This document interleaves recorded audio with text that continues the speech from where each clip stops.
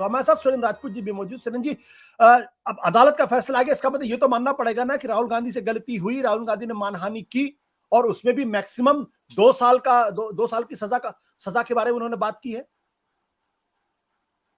आपके क्वेश्चन के दो पार्ट हैं आशुतोष भाई। पहली बात तो यह है कि अदालत का जो फैसला है उससे हम 100% असहमत हैं। हम दूसरी अदालत में, ऊपर की अदालत में जाएंगे, नंबर एक।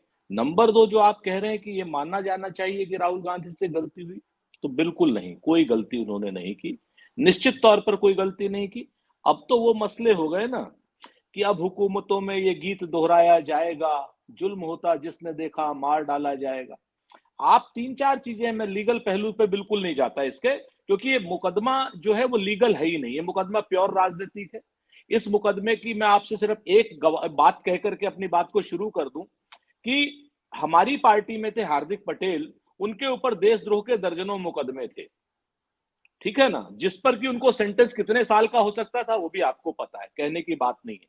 लेकिन जिस दिन से वो भाजपा में चले गए वो बिल्कुल दूध के धुले हो गए, वहीं की बात है, उन्हीं अदालतों की बात है, उन्हीं सब जगहों की बात। अदालत का पूरा, संविधान का पूरा सम्मान है, अदालत के फैसले को हम आगे भी चुनौते, अदालत के फैसले से हम बिल्कुल असहमत हैं।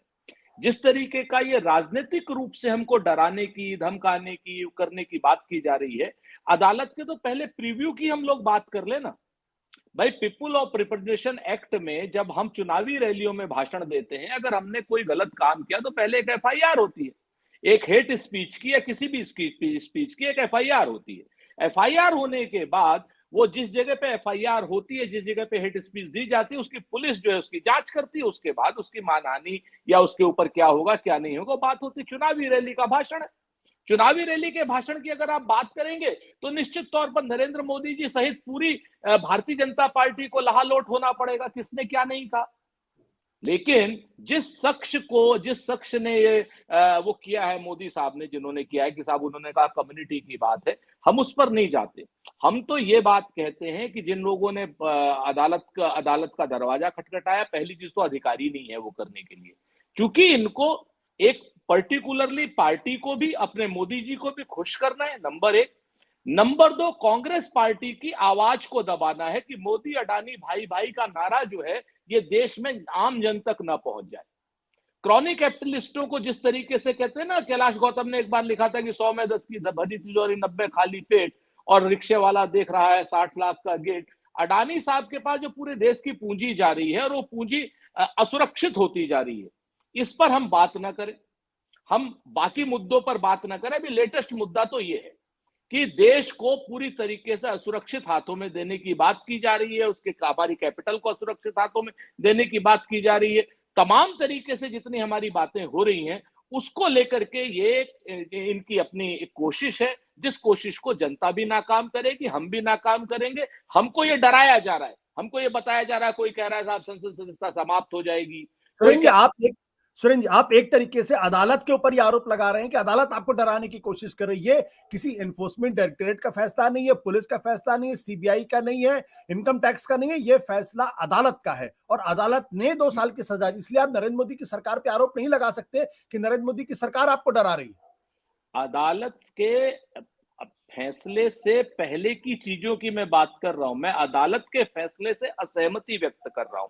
संविधान को पूरी तरीके से मान रहा हूं और अदालत के फैसले से असहमति व्यक्त करना मेरा पूरा, एज ए हिंदुस्तान के नागरिक में संवैधानिक हक है मेरा। एक बात।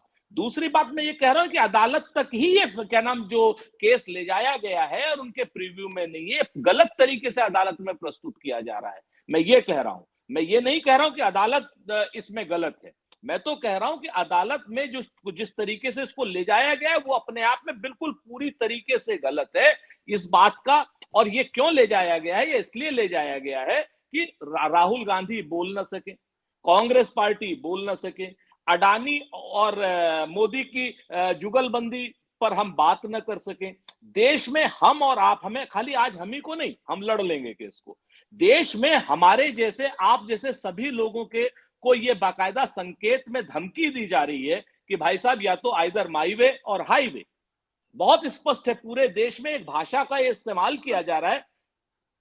बट देखिए सुरेंद्र जी, अंततः तो बात आप यही कह रहे हैं ना, अगर गलत तरीके से इस मामले को अदालत में ले जाया गया तो अदालत को तो खारिज कर देना चाहिए थी इमीडिएटली उसको, भाई आप गलत मुकदमा अ, हमारे पास लेकर क्यों आए हैं। तो अदालत ने तो ऐसा खारिज दो नहीं किया, अदालत ने इसमें हम मैक्सिमम सेंटेंसिंग दी है आपको जो मानहानि के मुकदमे में मैं हो सकती है। मैं वही बात आपसे कह रहा हूँ, मेरी बात को मैं शायद आपके तरीके से नहीं कह पा रहा हूँ, मैं फिर से कहता हूँ कि हमें संविधान में पूरा भरोसा है। अदालत में ये गलत तरीके से केस को प्रस्तुत किया गया। अदालत में क्या हुआ, क्या नहीं हुआ, ये मेरी लीगल टीम आपसे बात करेगी, कांग्रेस की ठीक लीगल टीम बात करेगी। ये हम आपको बहुत साफ कह रहे हैं कि हम इस फैसले से कतई असहमत ठीक हैं और ये फैसला अदालत में भी सिर्फ इसीलिए ले जाया गया कि राहुल गांधी की वाणी पर विराम लगाया जा सके, उनको धमका करके चुप किया जा सके। ठीक आज ठीक है हमको चुप करने का प्रयास किया जा रहा है, कल आपको चुप करने का प्रयास किया जाएगा। सुरेंद्र जी, ठीक परसों है, किसी आपने आपने आपने कांग्रेस पार्टी का पक्ष रखा, ठीक है, आप आपकी आपकी अपनी एक समझ है पूरे मामले को लेकर। सत्य हिंदी का ऐप डाउनलोड करें गूगल प्ले स्टोर पर।